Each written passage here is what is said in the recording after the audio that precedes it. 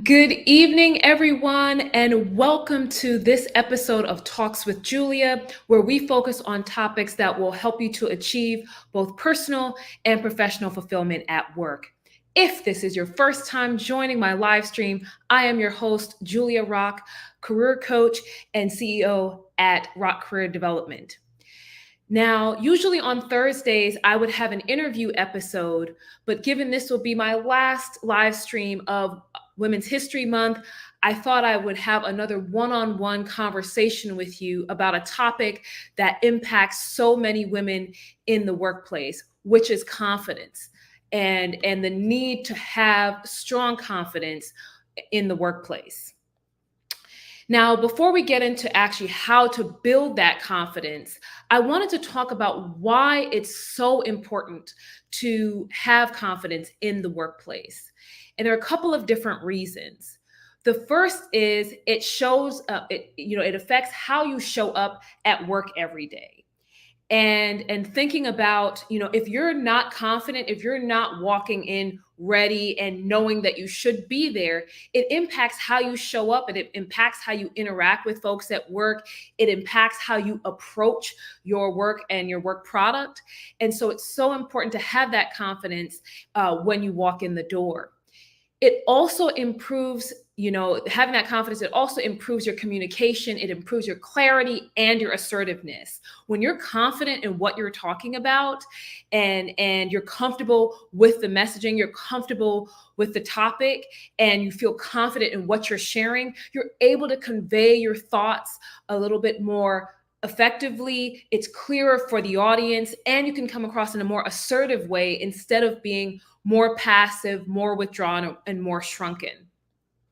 It also improves your productivity, and it can open doors for your next opportunity. When you feel confident in the work that you're doing, when you know your strengths and you're getting after it, you're able to produce at such a higher level and add more value, which then opens the door for more opportunities because everyone around you is seeing how well you're delivering. They're seeing the value, they're seeing the outcomes that you're able to bring forward. So it truly, that confidence, it underpins your productivity and the opportunities you may be able to secure.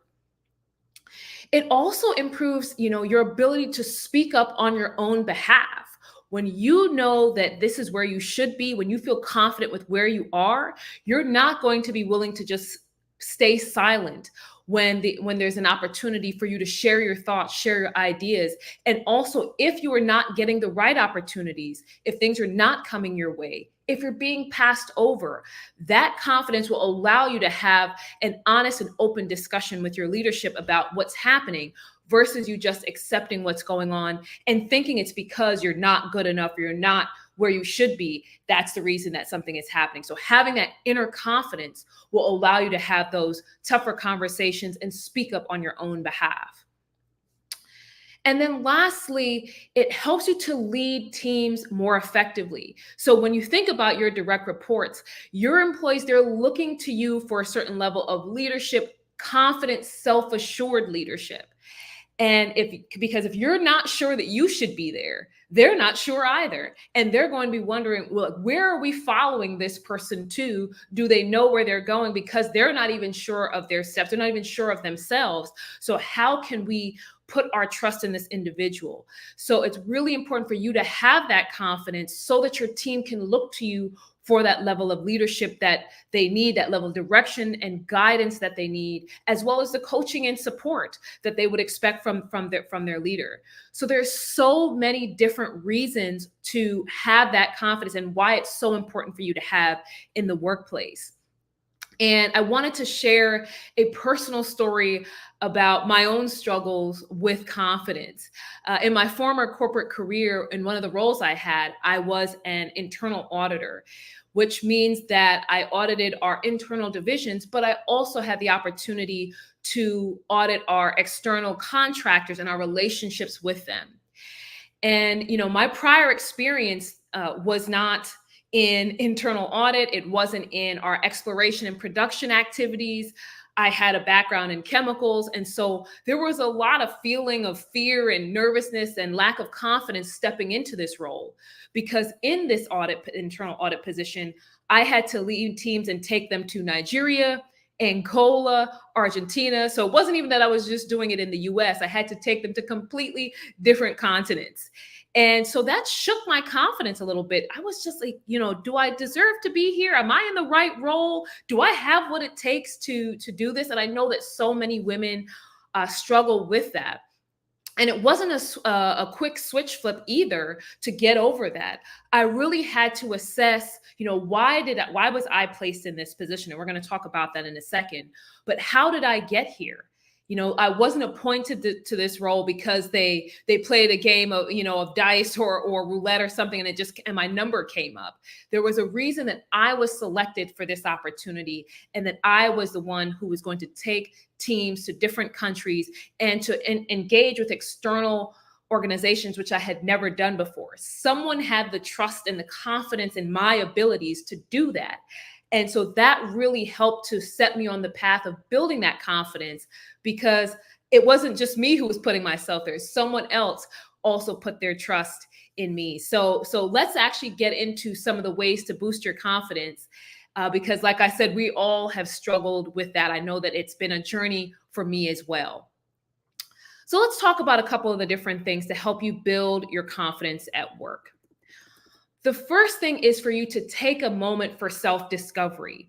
So thinking back to my story from an internal audit perspective, I had to reflect on how I got here and why I was selected for this opportunity. And so thinking for yourself is that, what is impacting your confidence? Is it that you've had bad experiences before? Do you feel like you don't belong? Do you feel like you don't know enough? And it may be that you need to confront some of these feelings to better understand, what is driving that or shaking your confidence. Sometimes we may think it's just I don't know enough. But when you really think more deeply, it may be that you're struggling with imposter syndrome. It may be that you're struggling with a bad experience that you had previously, and it's only the surface level that seems, okay, I don't know enough. So taking that time for true self-reflection, true self-discovery, and really thinking more deeply about what's impacting my confidence, because then you can confront those issues and really step into the level of leadership, step into the level of assertiveness, to step into the level of, of execution that you need to step into in your workplace. The second thing is for you to review your receipts. So review your receipts. And what I mean by reviewing your receipts is looking back on your accomplishments and achievements. You didn't get to this role by accident. You didn't get to this opportunity and where you are by accident. You had to deliver some level of value, some outcome, create certain results in order for you to be selected for where you are. So if you're dealing with that lack of confidence and that lack of self-assuredness, the question is, have you taken a step back to say, how did I even get here? What are all the things that I've done? And if you take a look at some of your past projects, your past contributions, that big initiative that you led that created all this efficiency in your organization, that huge project that transformed, how the organization did X or Y. Taking a look back at some of those accomplishments can help to boost your confidence to see, okay, I can do this. I have done this. I have made things happen. I have delivered a ton of value.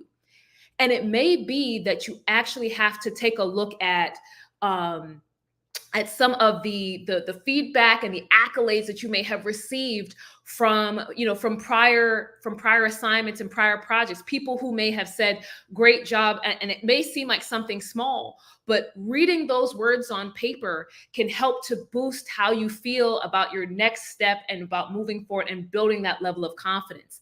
Sometimes we can say certain things to ourselves, but it hits a little different when it's coming from somebody else. So taking that time to reflect and review your accomplishments and kind of give yourself those pat on the back real quick and say, you know what, I have done this. I have made big things happen.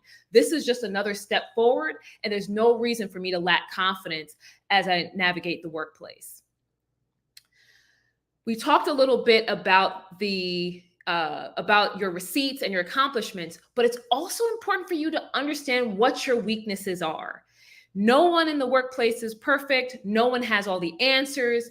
Everyone has an opportunity for improvement or for development. And if they don't think they do, they're lying to you and themselves. Everyone has an area for which they can improve.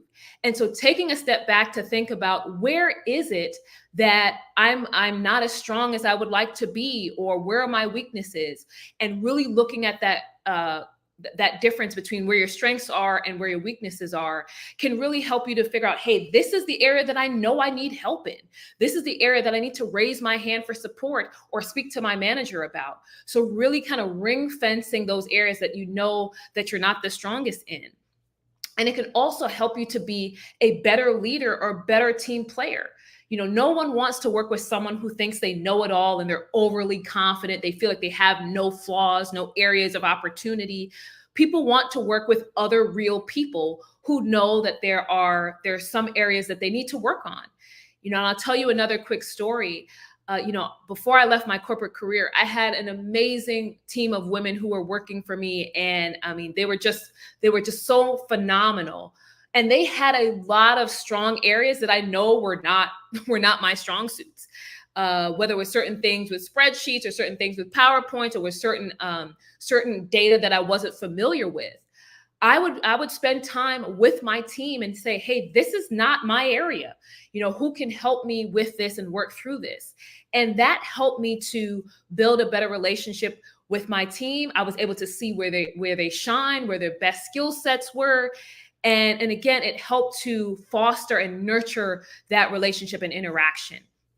Again, no one wants to follow a leader who feels like they're infallible, because it makes it hard for them to think you are genuine and trustworthy, because every real human has an area, of development, has a flaw, has something that they can work on. So it's really important for you to understand and own your weaknesses. And once you've gone through some of these exercises, taking that time for self-discovery, reflecting on your accomplishments and your strengths, and then also owning and understanding your weaknesses, the next step is for you to have a conversation with your manager. Have a conversation with your manager, because the question is, if part of the reason you have that lack of confidence, you're not feeling as strong in certain areas, is because you're thinking, maybe I'm not meeting this person's expectations. Maybe I'm not, maybe I don't have what it takes from their perspective. It may be that you just need to have that talk with them, because we are our own worst critic. We are our own worst critic. We're always harder on ourselves. We always think that we're like falling way, way short. And a conversation with your supervisor or manager can help to turn that conversation around, because they may be able to share, hey, I think you're killing it. I think that you're doing a great job on this, this, and this. And so that can help to boost some of the confidence where you thought that, man, I am not getting it together. I don't have things under control. I don't understand everything. And so having that conversation with your manager can help to kind of open your eyes to, hey, things are not as bad as you think they are. You're actually doing really well. The sky is not falling. So having that conversation can be extremely healthy to help you build that confidence. But also stepping back to the weaknesses as well. This is a conversation that you can have with your leader, understanding where they see your weaknesses. And yes, you should be nurturing those things and working on them and improving. But it may be that you and your supervisor align on, hey, we know your strengths are in this area, so let's focus your efforts and your time and your productive energy on these things. And you can continue to work on these development areas and whether it's take a training plan or take a training course or develop a plan in order to address those gaps. but it may be that they want you to focus your true productive energy and effort on, on the areas that you have those strengths in. If you don't have that conversation with your manager, you won't have that line of sight as to what they think your strengths are versus where they think your gaps or weaknesses are. So having that open discussion. And again, that is part of your supervisor's job, is to have that conversation with you, because they know that you have areas to develop. They have areas to develop. And so having that conversation can also help you to continue to build that confidence. And the next thing is for you to commit to small steps. Commit to small steps. You aren't going to be the most confident person in your organization overnight. That's not a thing. But taking some small actions on a regular basis can help you to gradually build that confidence and start seeing the results of your efforts. So let's talk through a few different examples. The first one is, like, let's say that you have a lack of confidence when it comes to speaking up in meetings and sharing your ideas. One small step is for you to make the commitment to yourself that, out of the 5 meetings that you have coming up, for example, that you're going to speak up in one of them. That you're saying that, hey, I'm going to prepare, I'm going to understand the subject matter, I'm going to speak to the organizer, and I'm going to bring my ideas forward in this one meeting. And it's a small step, but you want to be able to see the reaction in the room when you bring your ideas forward, because there may be people who have been waiting for you to say something. All this time you've been bottling this knowledge and not saying anything because you don't have the confidence, and there have been people in the room who are waiting for you to add value to the conversation. And if you just select one meeting, you're not putting a ton of pressure on yourself to try to speak up in every conversation and overwhelming yourself with, like, I have to do all of this now. You can take one small step by speaking up in one meeting. The second thing is for you to start asking questions. So that's another small step that you can take. Start asking questions. If you don't feel, if your lack of confidence is driven by a feeling of not knowing enough or lacking knowledge, you want to talk to the people who have the information, the people who have the knowledge. There are people all around your organization who have the insights and perspective that you wish that you had. So go talk to those people. And let them share the work that they do and soak up as much as possible. You'd be surprised how much knowledge and information you can get from people when you give them the runway to talk about themselves, to talk about what's important to them, to talk about all the knowledge that they've amassed over the years. I have found that in my own career, that when I have talked to folks who have been more senior or have more years in the company, and I go and I have sort of kind of pick your brain sessions or get more insight, they're usually very happy to share the information because someone's coming to them and tapping into their knowledge bank. And for some certain employees who may have plateaued in their career, they may not be getting as many opportunities as they used to. Having the opportunity to pour into someone else and share knowledge is a way to revive that person as well and re-energize them. So it's not just about what you're getting out of it. You may be able to help someone else on their career journey and not even realize that you're doing that. And I'll go back to my audit example really quickly. Since I didn't have any knowledge of the area that I was auditing, being able to speak with individuals who are in that organization and get their perspective, it gave me the right areas of focus so that I could be more productive in the work that I was doing. If I'm trying to stumble my way through it and trying to figure my way out, it would take me more time to get results and to add value.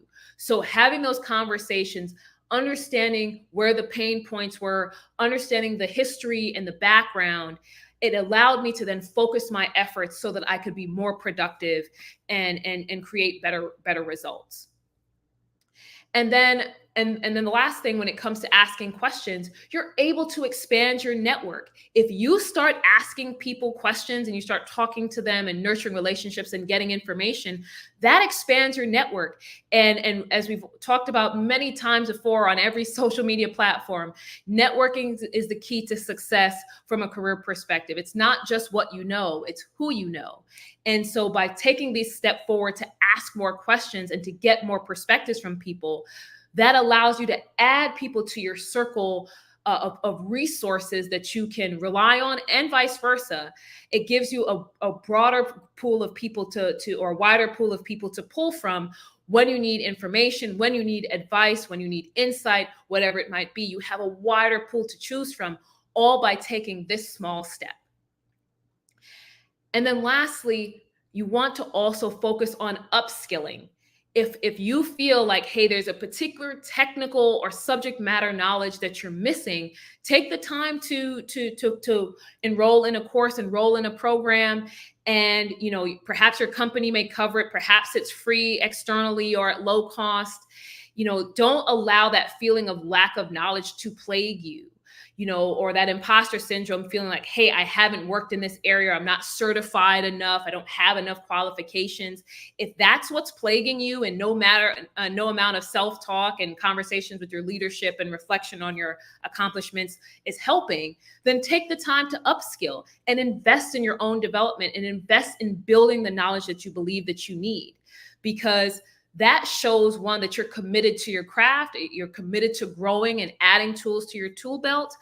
And then it will allow you to feel that confidence and to be more productive and to drive the results and the projects within your organization, because you have that kind of extra battery in your back by getting those certifications or completing those courses. So don't be afraid to upskill and invest in yourself. And then the last two things I want to share are around, one, creating a positivity ritual. So I know that sounds a little woo-woo and up in the clouds, but walk with me here. Creating a positivity ritual, this is where you are feeding good energy into yourself. And the way that I frame it is that it encompasses a couple of things. One, it's about speaking positively to yourself before you get into a big meeting, a big presentation, kicking off a major project. Speaking kind of that positive energy, into yourself, and speaking positively about your abilities. And I'll give you an example.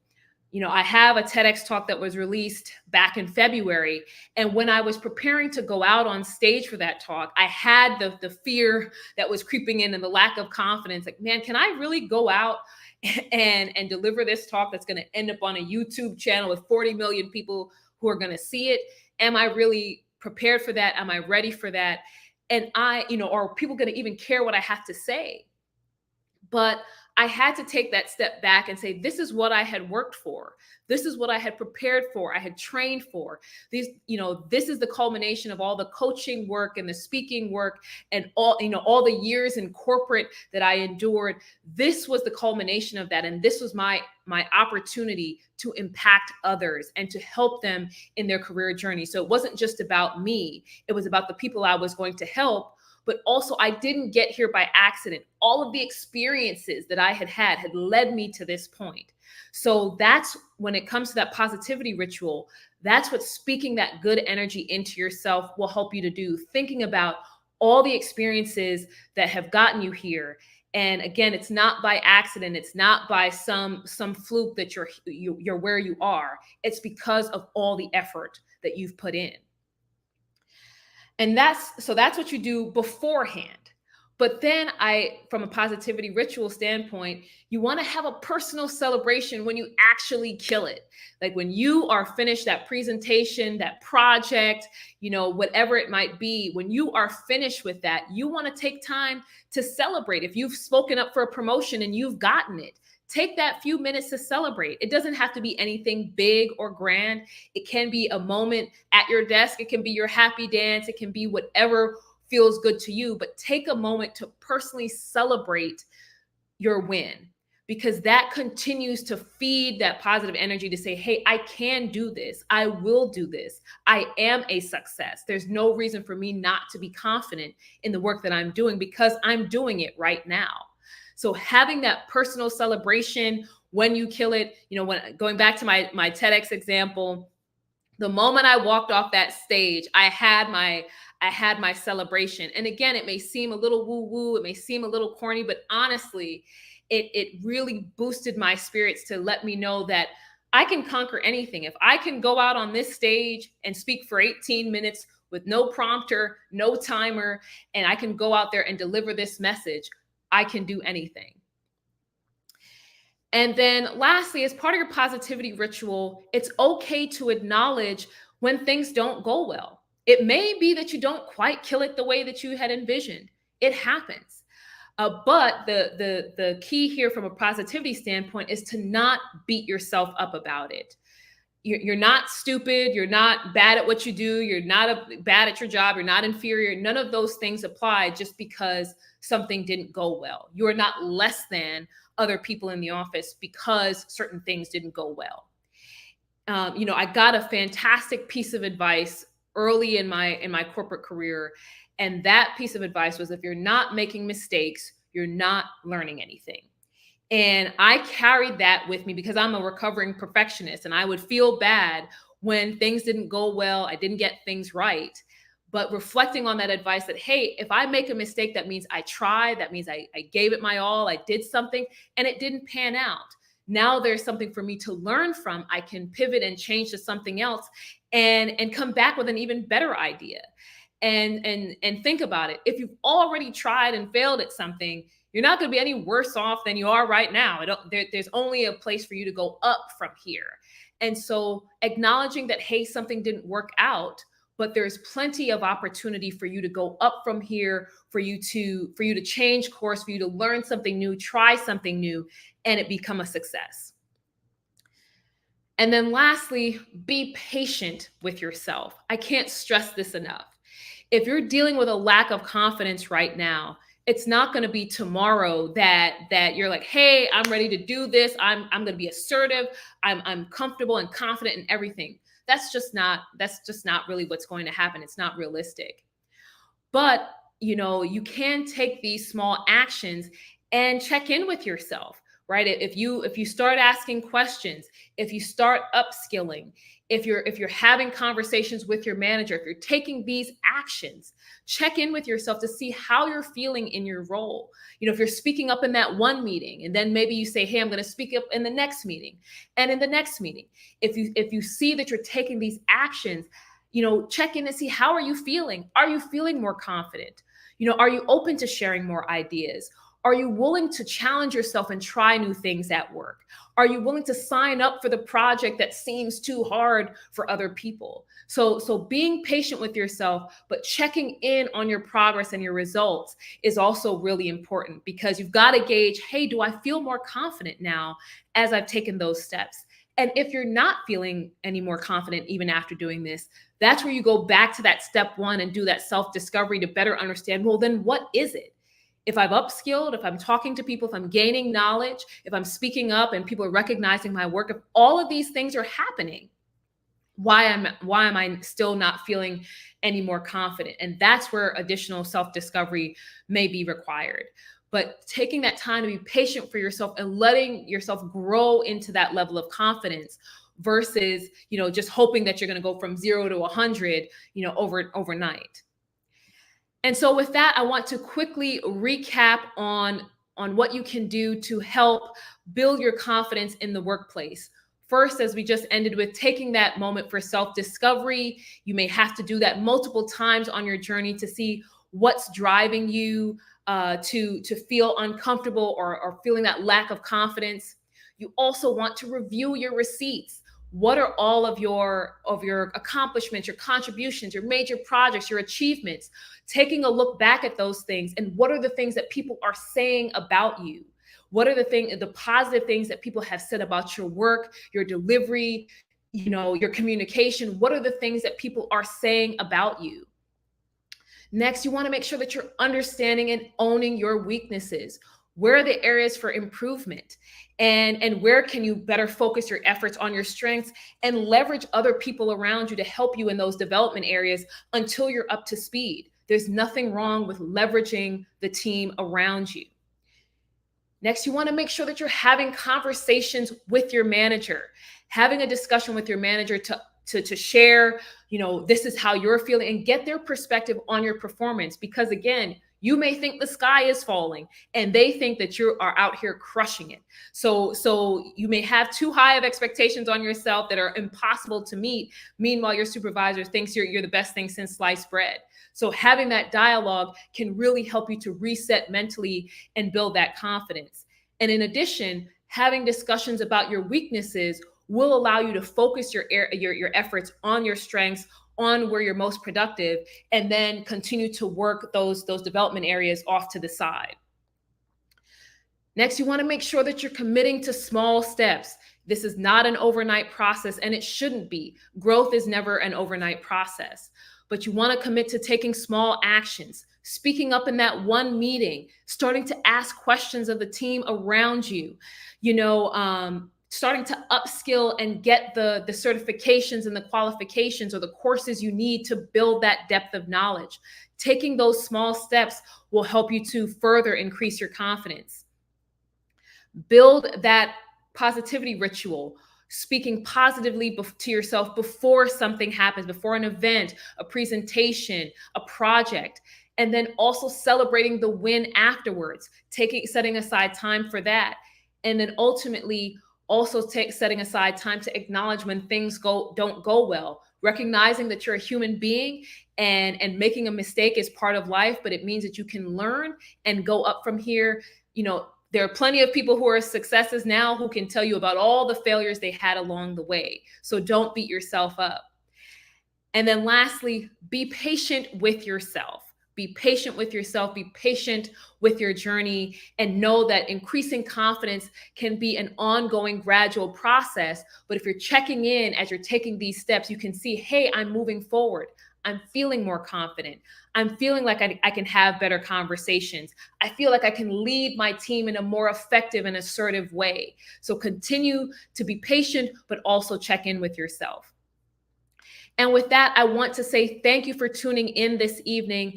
And if you feel like you need a partner to help you build that confidence in the workplace, if this is something that you're struggling with and you don't want to go on this journey alone, you want to rebuild that spark in your work product, I have launched my Pivot one-on-one coaching program. It's an 8-week coaching program where you're working directly with me, where we'll focus on confidence, your brand, your story, and making sure that you feel like you can show up and be your best and most genuine self at work. So if this is where you would want some more support, you can DM me the word pivot, or you can comment on any of the social media platforms you're watching right now. Just comment the word pivot and let's have a conversation. And so I would like to end with Happy Women's History Month, everyone. Thank you for joining tonight's live stream. Talks with Julia will be taking a little bit of a break, but we'll be back the first week of April for our next episode. Thank you guys so much for tuning in, and I'll see you next time.